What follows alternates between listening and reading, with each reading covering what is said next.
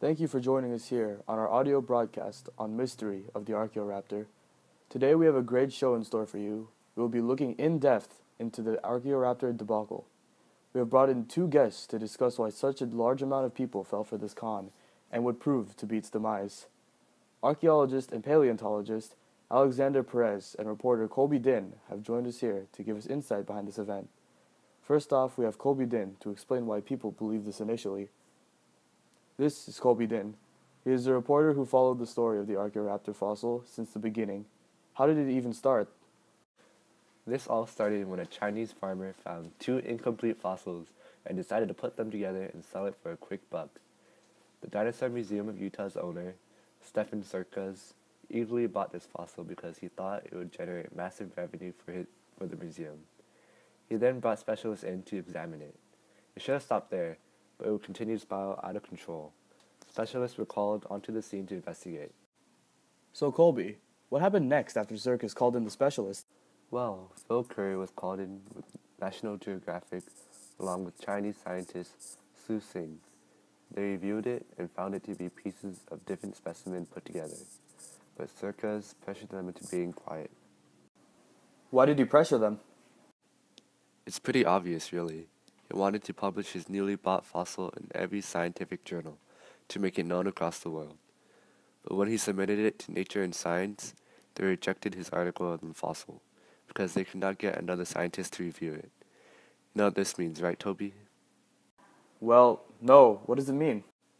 Since National Geographic also couldn't get a peer review before they published the Archaeoraptor article, it never existed as a science article.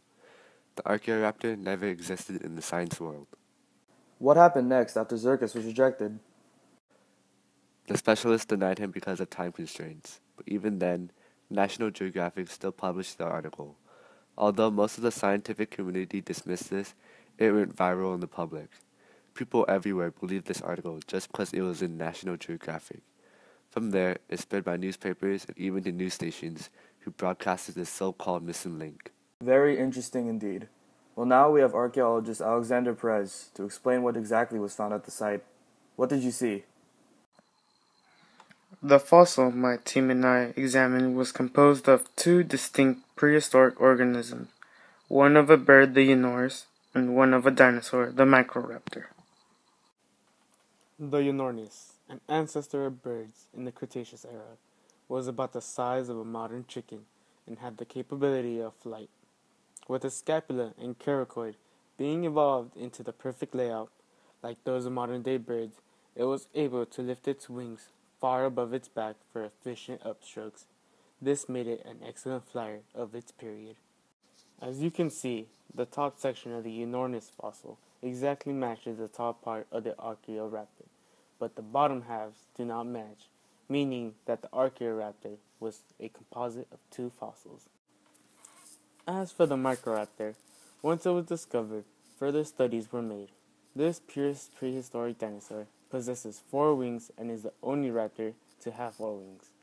Other studies showed this organism was an expert in the art of flight as it utilized its hind wings to stabilize itself during flight. The picture of the Microraptor shows what seems to be the bottom half of the Archaeoraptor, but how can this be when it belongs to the Microraptor? So these two fossils were used to make a fake one. Precisely. With further study, they found even more errors with the fossil. What did they find off about it? His partner CT scanned it and found that the slabs did not come from the same rock. Chinese partner Zhu Xing realized that the tail of the Archaeoraptor was exactly the same as the tail of a fossil he was currently studying. Back to my previous point, the tail that Zhu Xing was studying was that of a Microraptor. The scientists found out that the remains of the tail did not match at all with the upper portions of the fossil. This newfound information was sent to National Geographic, which caused a rise in the possibility of this not being a genuine fossil. It seems that the fossil was proven to be fake eventually. Now we have a video that reviews our subject. A Tinker Toy fossil embarrasses scientists. Learn about it next on today's Creation Moment. And now, here's our Creation Moments host, Ian Taylor. In October of 1999, scientists announced the discovery of a new fossil at the National Geographic Society in Washington. Scientists from the Dinosaur Museum in Blanding, Utah, and at the Institute of Vertebrate Paleontology and Paleoanthropology in Beijing, China, announced the discovery of a so-called missing link. The feathered fossil was clearly a bird, but it had the tail of a small dinosaur. They named it Archaeoraptor. The fossil from China was not excavated by scientists, and those scientists were not sure of its history. But it did show the specialized shoulders and chest typical of birds, but it also had a long tail identical to some small dinosaurs. After the announcement, scientists proceeded to study the fossil in detail. They found that a few bones that would have been connected to the tail to the bird were missing. After more study, they concluded that they had been fooled. Someone seems to have taken the fossilized tail of a dromaeosaurid and made it look as if it had been part of the fossil bird. The scientists involved have admitted that they made a mistake by not examining the fossil before they announced the discovery of a missing link. Like so many other missing links before, any links between birds and dinosaurs remain missing. Every uncontested missing link that was ever discovered has suffered the same fate as Archaeoraptor. The Archaeoraptor is one of the most controversial subjects in the scientific community. It is also a prime example of why solid evidence is needed to prove a scientific concept. Overall, this incident caused slight damage to National Geographic's reputation, as well as costed museum owner Stephen Zirkus many of his funds in his belief of the fossil. What we can learn from this is that scientific re-evaluations are important in new findings. Our knowledge of science allows us to prove or disprove any new findings in the scientific world.